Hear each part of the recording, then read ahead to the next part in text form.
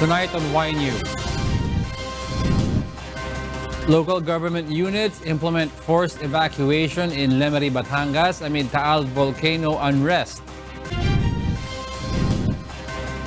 Several towns in Batangas are now under total lockdown as Taal Volcano continues to spew ash.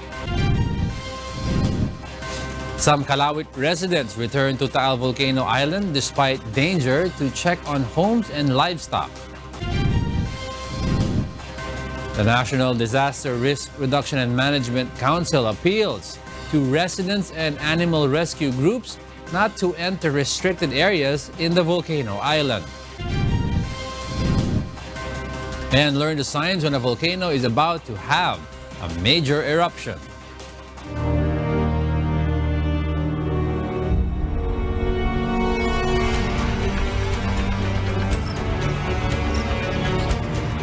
Good evening. Lemery town in Batangas is one of the worst hit by the ground shaking that is continuously felt in some parts of the province. Residents there say that their houses are now damaged, some totally damaged even. Brian Lacanlale will tell us why. The ground shaking continuously felt in Barangay Sinisian East, Lemery, Batangas has caused damages to some 32 houses, 10 of which are considered totally damaged according to Barangay Captain. Leila Valderrama, a resident of Barangay Sinisian, is now concerned about how to start over again. Her family's livelihood in past 16 years is gone. Pero ngayon pagbalik ko talaga, wala, totally damaged talaga. Wala akong masasabing pwede kong balikan, pwede kami mag-stay, mag-iina dito. Wala. Hindi na kami safe dito eh. Other residents say that they had noticed cracks in their houses on Sunday, but it was only early this morning when their shelter got totally damaged. The ground is caving off to 1 meter depth. Even the roads ruptured. The local government of Lemery has implemented a forced evacuation across the town. Franklin Ocampo is among those who have been waiting to head for Visayas, but they know public transportation is available. Dante Carpio and his nephew Nino Mortel have been staying outside his store for 2 days since evacuations are full. They are left with no choice but to find other shelter to spend the coming days at because of forced evacuations prevail. Brian Lacanlale, UNTV, News and Rescue, Lemery, Batangas. Several towns affected by the eruption of the Taal Volcano were placed on lockdown upon the requests of town mayors. Residents who previously chose to remain in their homes are told to move out of their towns. Mirasol Abogadil details why. The local government unit has implemented forced evacuation on residents of Taal, Batangas as the town is now on total lockdown. According to Taal Mayor Pong Mercado, several residents continue to return to their homes despite the risk and continued ashfall following Taal Volcano's eruption on Sunday. So, bibigyan na ng warning sila na kailangan maka-exit na ngayong araw na to. Bukas, wala na magre-rescue sa kanila. Aalis na rin kami. No? Mga pulis at mga ang may iwan dito at military. So, wala nang entrance. No, wala nang entry point. May entry point pero wala, hindi na mapapapasok. Lumabas pwede. Domingo Villosas, who has fallen ill, is among the residents evacuated. His family will be staying with their relatives in Cavite province. Ano po, kami po yung meron po kami amang bedridden. Kaya po kami hindi makalikas. Ngayon po, talaga kailangan na po kami na sundalo. Na kami po yung ililikas at hindi na po katang mga dadalaw po dito. Meanwhile, Talisay town implemented a total lockdown. Checkpoints were installed on entry and exit points to prevent people from going back to their homes. Philippine Institute of Volcanology and Seismology, or PHIVOLCS, has repeatedly told inhabitants inside the 14-kilometer danger zone to leave the area as hazardous eruption is still possible since Alert Level 4 is still up. Mirasol Abogadil, UNTV, News and Rescue. Desperate residents deter the perilous situation near the Taal Volcano as they return to their homes to check on their livestock and properties. But authorities warn the residents to refrain from doing so. Sherwin Kulubong will tell us why. Wala na ho, lubog na. This was how several residents in Barangay Calauit in Balete, Batangas described the scene they saw when they returned to their homes in Taal Volcano Island despite threats of an imminent hazardous explosion. Roberto Cacao was among the residents who braved danger to check on their homes and livestock, which is their means of living. Using his boat, Cacao sailed the lake despite warnings issued by local authorities not to return home as Taal Volcano continues to spew ash. He said he was hoping to save their animals and fetch personal belongings as they only carried their bare essentials when they fled their home on Sunday, when Taal's phreatic eruption started. When he reached the shore, he was devastated to see his home destroyed and all his livestock killed. He also felt crushed when he saw their entire barangay covered in ash, the tips of their homes only visible to the eye, and the once green and teeming island now looked dull, gray and barren, with nothing left to return to. He went back to the evacuation center in Bawan, Batangas to tell his family and neighbors of what he found in the island. Galing ho kami kanina sa Bulkan Taal. Katunayan nga ho, inabot kami doon ng putok ng bulkan. Binisita ho namin aming bahay daw. Wala na ho, lubog na. Sa yung buong isla, dati ho mapuno, ngayon ho puro lupa na. He also found that all his live goats were dead and the 2 boats he used to make a living in shambles. Hindi naman ho namin alam na gayong puputok nga. Hindi, nagtakbuhan na rin ho. Pati yung magkikiter. Kanya-kanya na hong likas. Anong nangyari? Interior and Local Government Secretary Eduardo Año issued an order in response to the appeal of some local chief executives for additional security forces on the ground to prevent residents from returning to their homes. Alert Level 4 has been raised over Taal Volcano, which means that a hazardous eruption is imminent within hours or days. Cacao feels lost as to how he and his family will recover from the disaster. He also appealed to the government to help them build their homes and find new means of living. Ay nananawagan ho kami na sana ho kami matulungan biktima ng pagputok ng Bulkan Taal. Sherwin Kulubong, UNTV News and Rescue, Balete, Batangas. Almost 300 policemen in Calabarzon were affected by phreatic explosion of Taal Volcano. According to reports received by the national headquarters, there are about 278 PNP personnel evacuated from the lahar-affected areas. Philippine National Police Officer in Charge, Police Lieutenant General Archie Gampoa, says these policemen are temporarily exempted from work or duty for them to focus on relocating and securing their own families. We do not expect them to go on duty, take care of their families first. No? Although yung iba nag-duty, so that pag maayos na yung kanilang mga pamilya, then that's a time that they can render back duty. Gamboa adds the PNP is ready to deploy policemen in Calabarzon if there is a need to replace affected cops. Authorities appeal to residents of Taal Volcano Island and animal rescue groups not to return to the danger zone. Meanwhile, the Regional Office of the Civil Defense clarifies no casualties as a direct result of the eruption have been reported. Arlene Delgado explains why.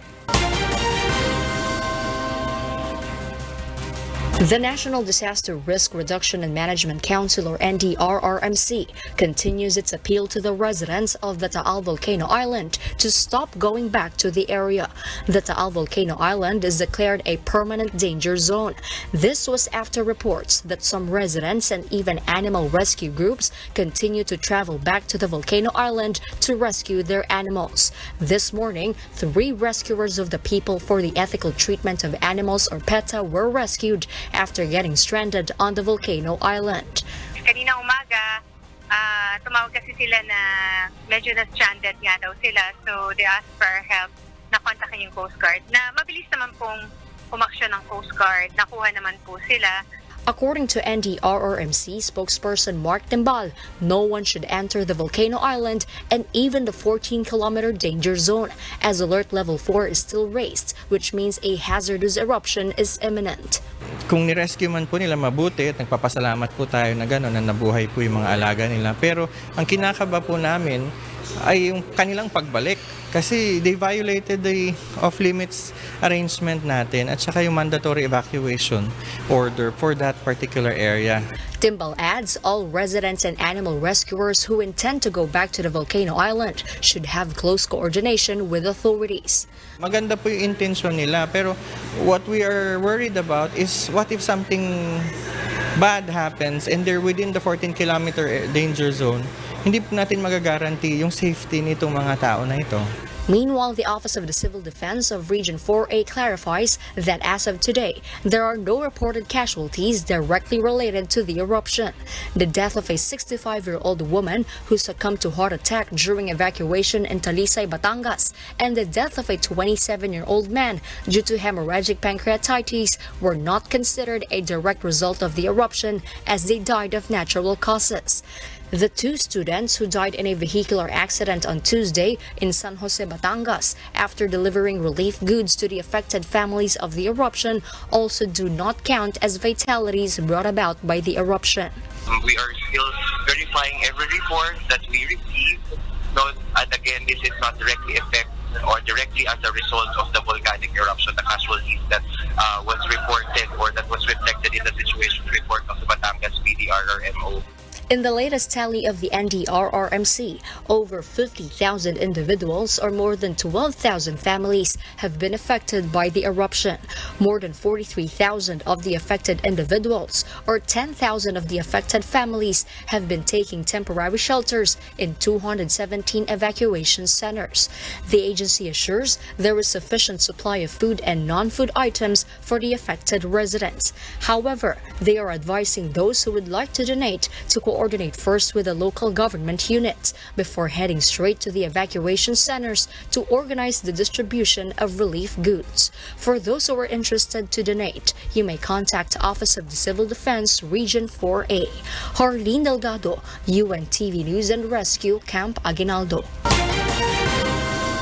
Earthquakes continue around the Taal Volcano, though its activity has weakened. Authorities say it is important to know what are the indications of a major volcanic eruption. Vincent Arboleda will tell us why. The Taal Volcano continues to rumble and spew ash, though its activity has weakened. According to Philippine Institute of Volcanology and Seismology or PHIVOLCS, this does not mean the volcano is calming down. Alert level 4 remains. That means a major eruption may happen within the next hours or days. Authorities advise residents to evacuate the danger zone. It is important to know the indications of a possible major eruption, such as that of the Taal Volcano. According to PHIVOLCS, one of the signs they use as basis is the number and strength of volcanic earthquakes around the Taal Volcano. This indicates the speed of the magma's intrusion below the surface of the volcano. So hanggat meron tayong malalaking volcanic earthquakes, nandyan yung posibilidad na magkaroon tayo ng malakas na volcanic eruption. Another sign is the amount of sulfur dioxide or SO2 that Taal emits. PHIVOLCS says sulfur dioxide is present in plumes of dust or smoke spewed by the Taal Volcano, which is measured by instruments and other equipment on the satellite. So kung tumataas muli ito ay indikasyon na merong umaakit na magma at nagbubuga ng sulfur dioxide na habang ito ay lumalapit sa mababaw na bahagi ng ilalim ng bulkan. PHIVOLCS says the alert level will be downgraded if they continue to observe a decrease in the amount of sulfur dioxide from the volcano and when the number of volcanic earthquakes lessen for a period of 1 to 2 weeks. That is why PHIVOLCS advised the public to heed government calls and reminders to keep one's life away from harm. Vincent Arboleda, UNTV News and Rescue, Quezon City. Welcome back to Y News. We pick up to where Angelo Castro III left off. I am Alex Baltazar, and here are the headlines. Some elderly residents in Talisay, Batangas choose to remain in their homes despite the danger of Taal's imminent hazardous explosion. Some residents in Taal, Batangas defy order from authorities against buying and selling fish caught from Taal Lake. The National Food Authority assures enough rice stock in areas affected by Taal unrest. animal welfare group wants animal rescue to be included in the National Disaster Preparedness Plan. And the senior citizens show that they too can still make a difference as they volunteer for Taal relief operations.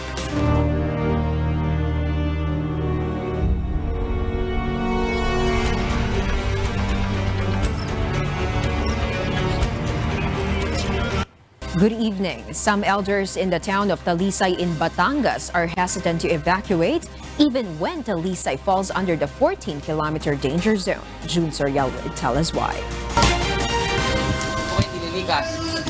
May mga binabantan ako doon ng hayop. Mga hayop? Nandoon sa amin yung ganyan. Hindi kayo takot? Hindi ho. Talod ako nakapananalig. Nenita chose to stay in their house for the meantime instead of evacuating.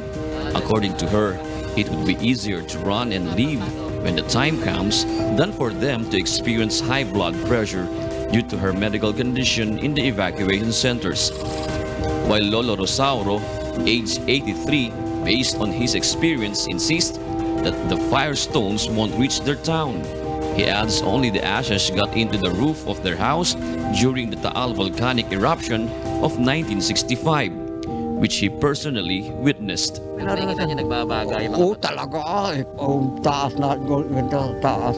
Mismo talaga kita mo na ganyan, palagay ko'y bato, laab.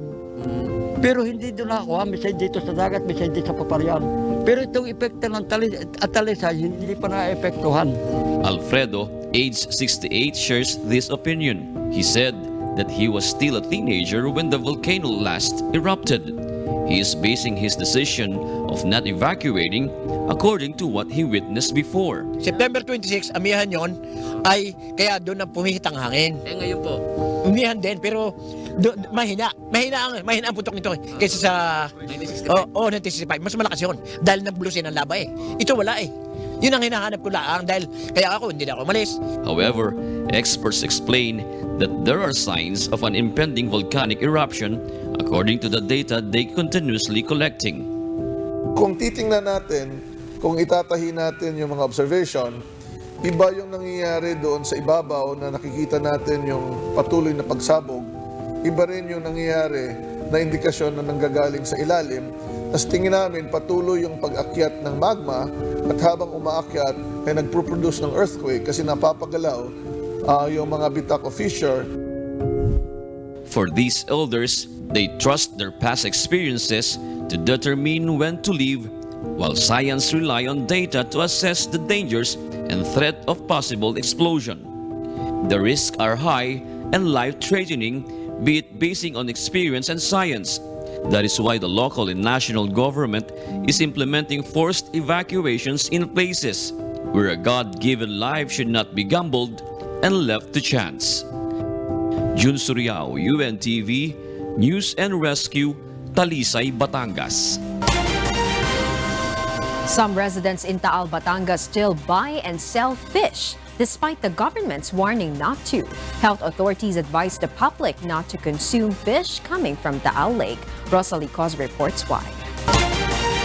The UNTV news team was able to witness some residents catching tilapia in Talisay, Batangas. The residents said they will sell some of their catch, while their families will consume the remainder.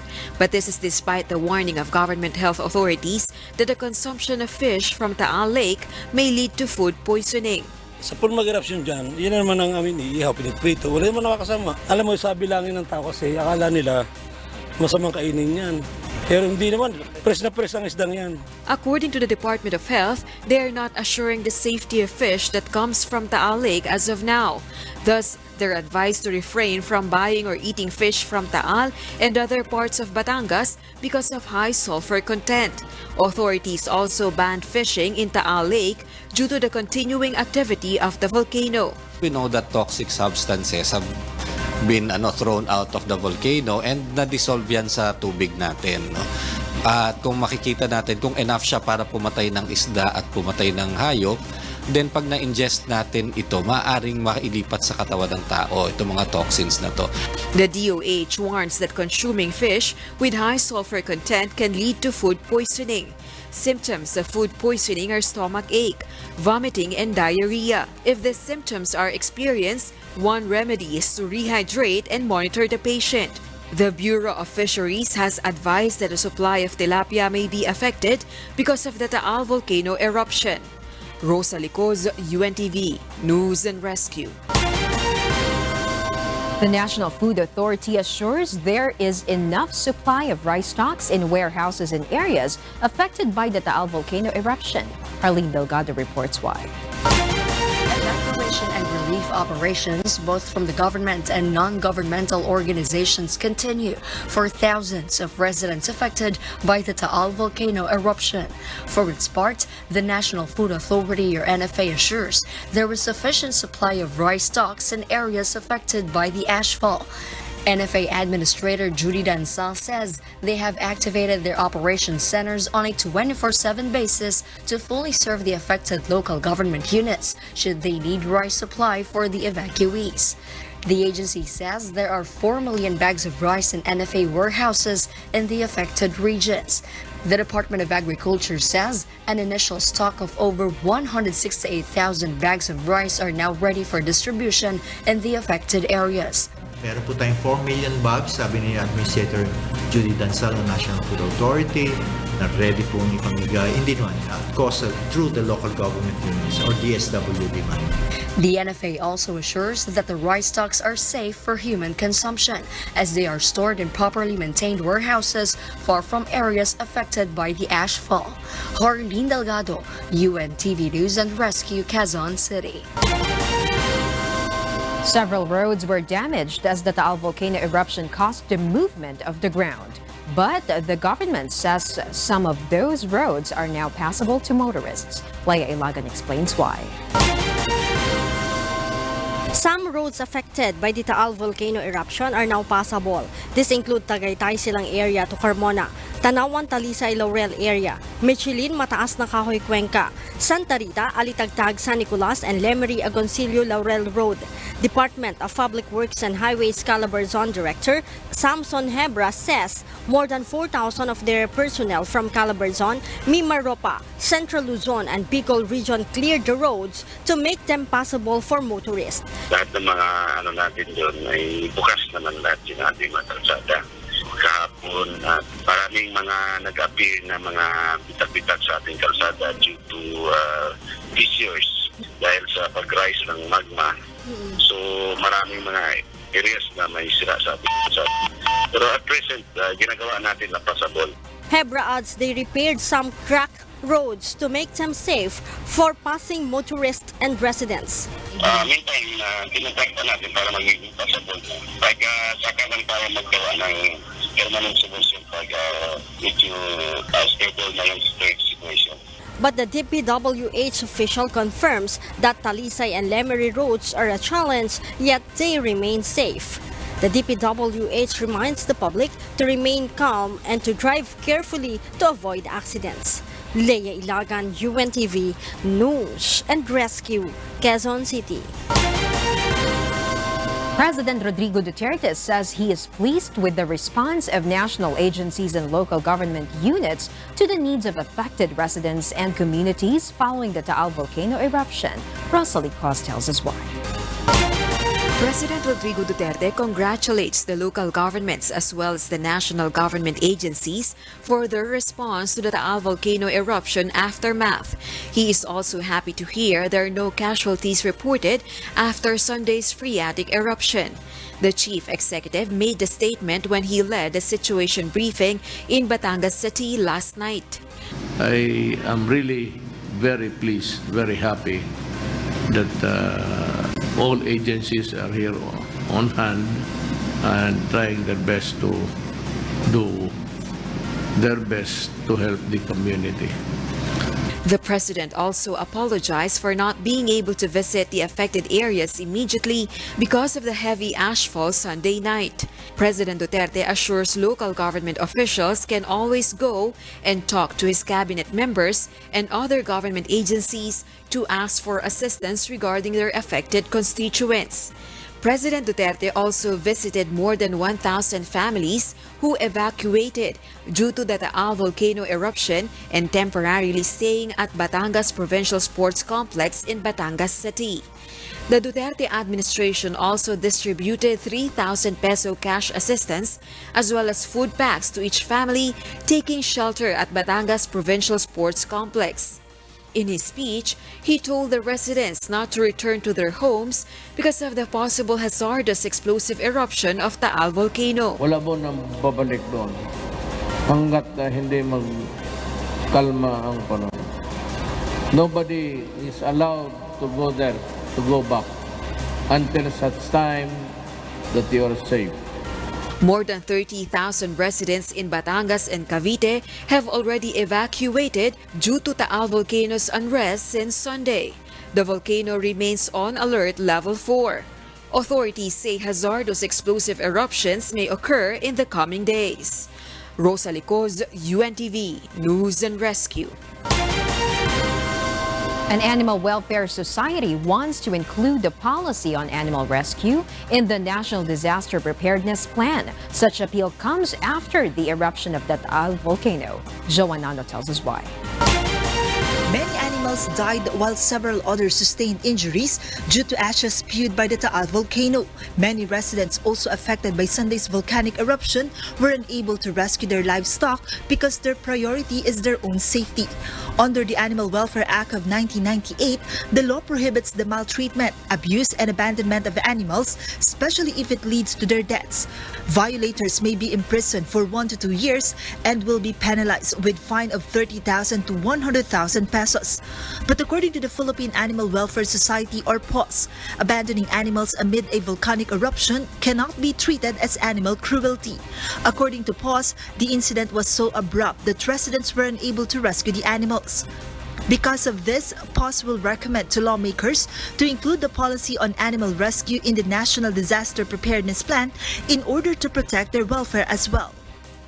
We try to be more understanding in this situation and maglabas tayo ng mga advisory na in the event of an emergency, your pet should be part of the preparedness program para hindi ka rin pulsado na may plano ka din. Hindi talagang pag may nangyari, hindi tayo maka-evacuate ng animals. PAWS, along with other non-governmental organizations, have ongoing rescue operations on animals trapped in areas devastated by the ashfall.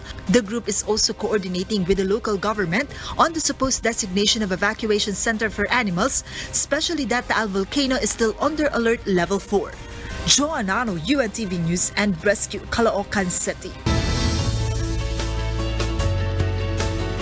Despite their age, some senior citizens choose to volunteer in relief efforts for evacuees in Batangas. Meanwhile, over 4,000 individuals are taking shelter at Batangas Provincial Sports Complex. Evacuees that continue to arrive are transported to other evacuation centers. Monhok Son will tell us why. Help continue to flow for evacuees taking shelter at Batangas Provincial Sports Complex. Proof that the virtue of charity remains among Filipinos.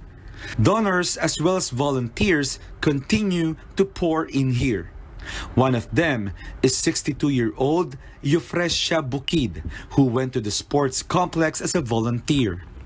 She said that she cannot donate relief goods herself, but volunteering is all that she can do for her fellow Batangueños. Ako po ay kusang nagpunta dito kasi sa bahay po nanonood po ako palagi ng balita. Minsan inaabot po ako ng gabi. Ngayon po may nagsabi sa akin at ako naman po sanay sa pag-aano po ng mga ganitong relief na pagtulong sa kapwa. Wala po kaming magawa kahit sa ganito pong paraan ay makatulong kami sa mga nasalantan. Constancia Cusi, at the age of 71, chose to participate in volunteer work. thankful that she and her family are safe. Ay, ang sabi po ay kung doon sa amin merong evacuation, ay pwedeng doon na muna kami mag-volunteer. Ay sabi ko, kung saan ninyo kami i-assign, okay lang sa amin. Yun po lamang.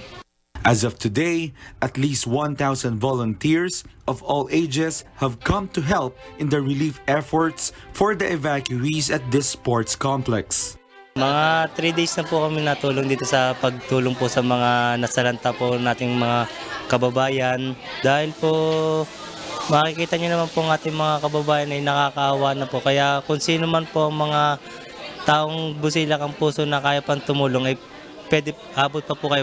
Over 1,000 families or more than 4,400 individuals are taking shelter at the Batangas Provincial Sports Complex.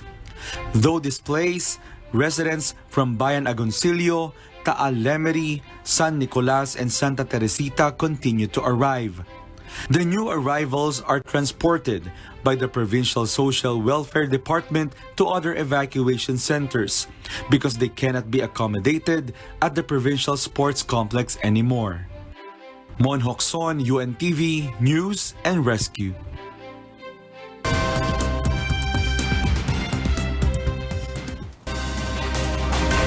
And for the news abroad, an overnight avalanche has claimed dozens of lives in a village in Pakistan-administered Kashmir.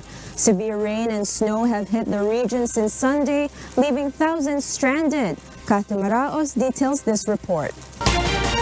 Dozens of bodies were pulled from the wreckage of a village in Pakistan-administered Kashmir on Tuesday after an avalanche hit overnight. In a statement, Pakistan's National Disaster Agency confirmed that the avalanche had struck a village in Pakistani Kashmir's Neelam Valley. At least 59 people were killed across the region, officials later said. A further 15 people were killed in neighboring Afghanistan. At least 10 people were still missing. At least 6 soldiers and 6 civilians were also killed in separate avalanches in India-administered Kashmir, Indian defense and police officials said Tuesday. Pakistan-administered Kashmir declared a state of emergency for the affected areas on Tuesday morning. Evacuations via military helicopter were underway as most highways remained closed and rescuers struggled to reach people cut off by snowfall and avalanches. Some parts of Pakistan are under 6 inches of snow. Forecasters warned of more bad weather in the coming days. Kat Numaraos, UNTV News and Rescue. The trial of former priest Bernard Prenat, who was defrocked in July, started on Tuesday in the eastern French city of Lyon, where the one-time Boy Scouts chaplain faces his accusers in a case that put the spotlight on pedophilia in the Catholic Church and the cover-up carried out by the hierarchy. The former French priest has admitted caressing children in ways he knew were wrong at the beginning of his trial in France. Prenat was accused of assaulting at least 80 young boys in the 1980s and 1990s and faces 10 years in prison if convicted. 10 of his accusers are expected to give evidence in the 4-day trial. The men were all aged between 7 and 15 at the time of the alleged abuse. This is the first time that Mr. Prenat has appeared in a French court to answer questions about these allegations. The World Health Organization has deployed a series of prevention measures in hospitals around the world amid a transmission risk of a novel coronavirus with origins in China. On Monday, WHO said it was working with officials in Thailand and China after reports that an individual in Thailand was diagnosed with a novel disease. The health institution said the person had traveled from Wuhan in China and was hospitalized on January 8 after being identified by Thai officials. The threat of super-spreading events have pushed WHO to put the new virus on its radar. The outbreak so far has only affected the city of Wuhan in the Hubei province in China. Teams treated children and adults at 4 Los Angeles elementary schools after a Delta Airlines flight dumped jet fuel on the way to an emergency landing.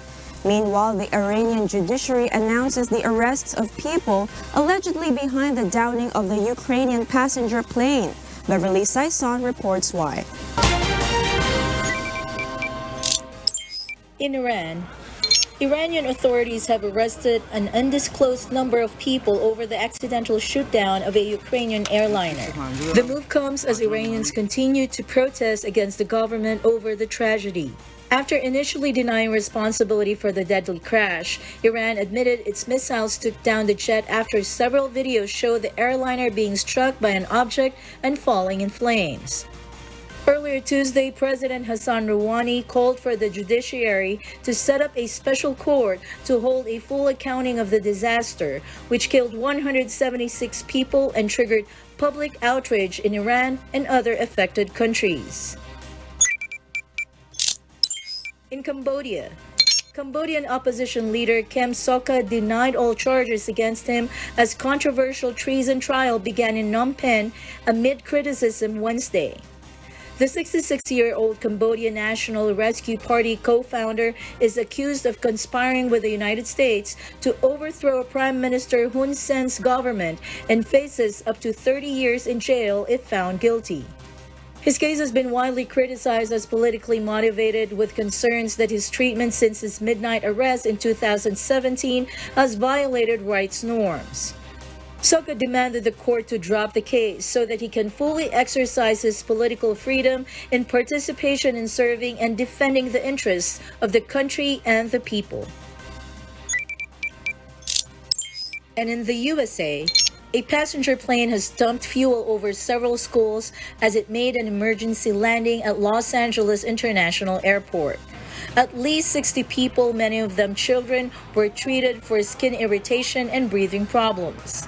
Fuel may be dumped in emergency landings, but only over designated areas at a high altitude, aviation rules stipulate.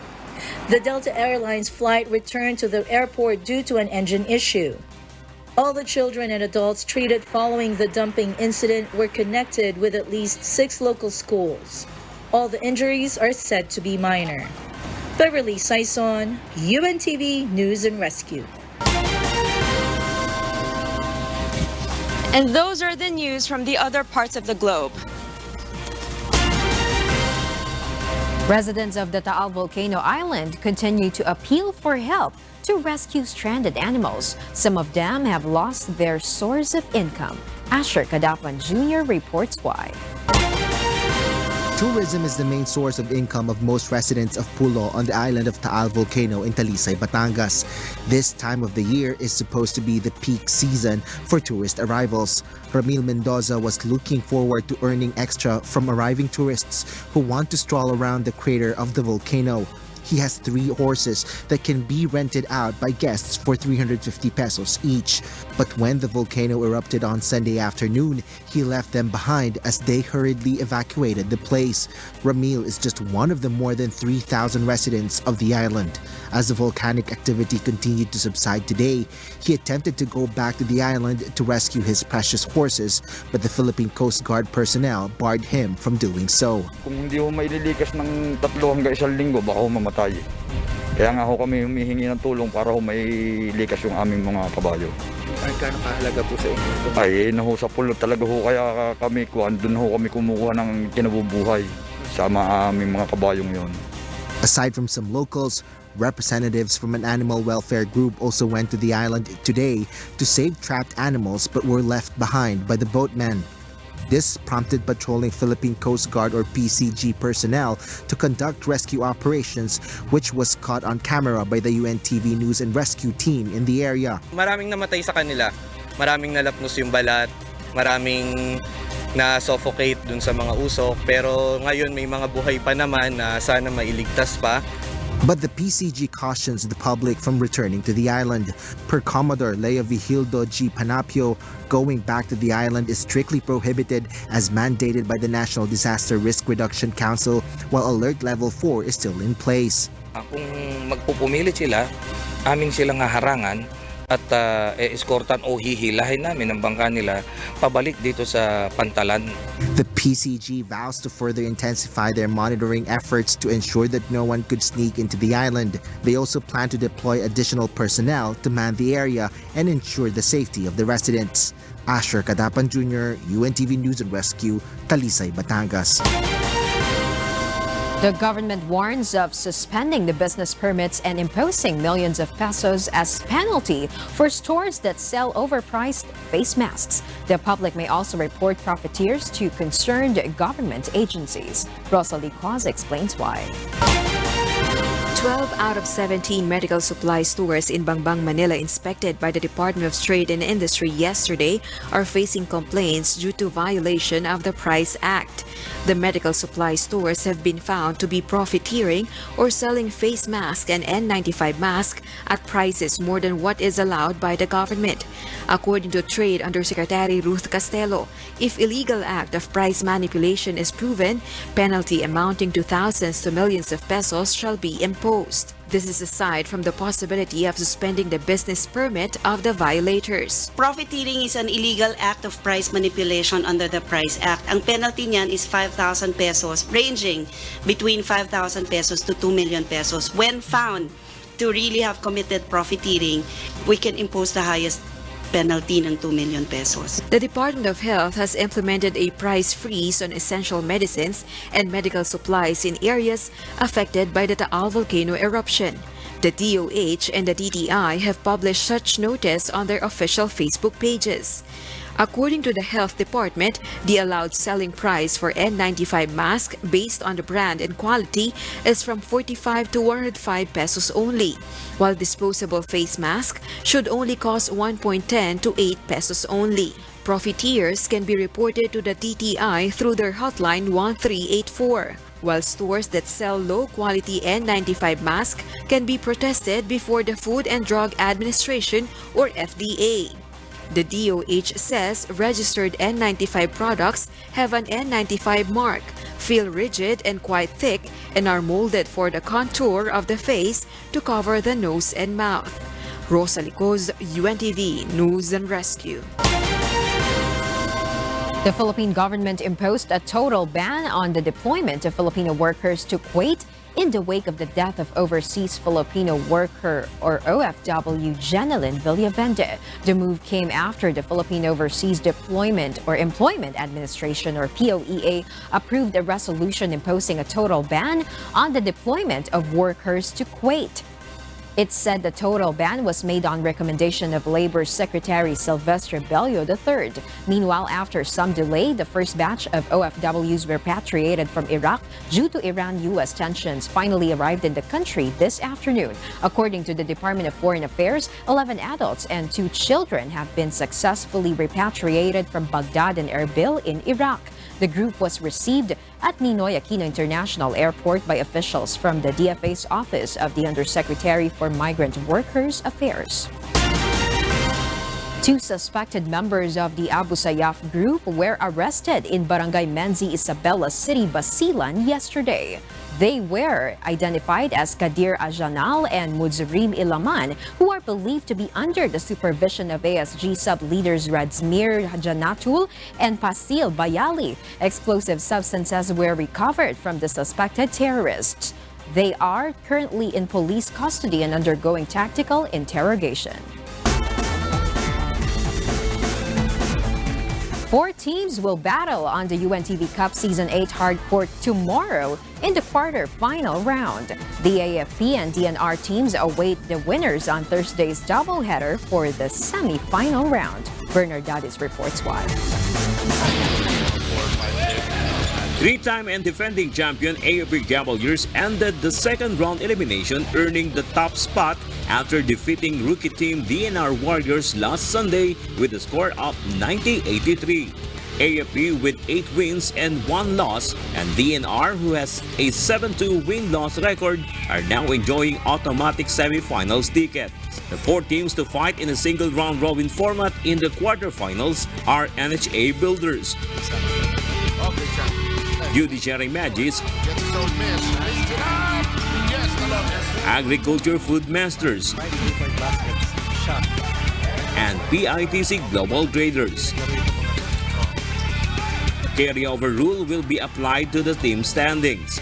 Only the teams in the 3rd and 4th places will advance to the semifinals, where they will face AFP Cavaliers and DNR Warriors in a best-of-3 series. Time for one. Ekale drop. Score! Agriculture Food Masters will battle PITC Global Traders tomorrow afternoon at 3 in Paco Arena in Manila. NHA Builders and Judiciary Mages will clash at 4:30 p.m. The doubleheader will be aired on UNTV and its social media pages on Sunday, January 19, 3 p.m. Bernard Dadis, UNTV News and Rescue, Philippines. In times of crisis, Filipinos can still be creative. Let's watch some Filipinos display their creativity to protect themselves from the hazards of ashfall. Dante Amento has the story. Many are affected by the current volcanic activities of the Taal Volcano. Not just those living near the volcano's crater or within the 14-kilometer danger zone, but even residents in Metro Manila experience the effects of the eruptions such as the ash fall. In fact, several drugstores ran out of face masks to sell due to a high demand. Other stores, meanwhile, have been reportedly selling overpriced face masks. To avoid getting ripped up and to wear a face mask, despite its depleting supply in some stores, several Filipinos opted to create their own personal face masks. For others, it seems funny and nonsense, but according to the Department of Health or DOH, improvising or using alternatives to surgical face masks and N95 masks may be done. Ayun, mayroon pong isang creative. Yung bra, panty. Kasi po, talagang lahat lumalabas na. Di ba po, noon ang kafu natin, hindi tayo pwedeng umubo ng walang panyo. In a post made by Elias Waray, a girl used an undergarment as a face mask. In another post, a man also used a panty as wearing Zorro's mask. The DOH says a diaper, bra or panty liner can also be creatively utilized. A boy says in his Facebook post that he is wearing his mother's bra as an alternative for protection from the ash fall. Monica Cruz with his husband has this post while using their baby's diaper as dust mask. The DOH adds that a t-shirt can be transformed into a protective apparel like what construction workers and road repair workers do. Alam niyo po ba yung parang ninja? Imagine niyo po yung mga ninja na nakaganyan, tapos iniikot ganyan. Basa-basa inyo lang po yon. Meron po kaming picture dyan. Necessity is the mother of invention, but creativity can work alongside wittiness just fine. Just remember that being safe is a priority no matter how you may look. Dante Amento, UNTV News and Rescue. And those are the reasons behind the news this January 15, 2020. On behalf of Angelo Castro III, I am Alex Baltazar, and before we close, we will recap with today's significant soundbites, because we need to know, we will always ask why. Good evening.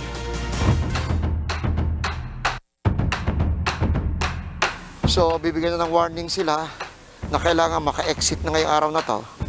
Na bukas, wala na magre-rescue sa kanila. Aalis na rin kami. No? Mga pulis at mga ang may iwan dito at military.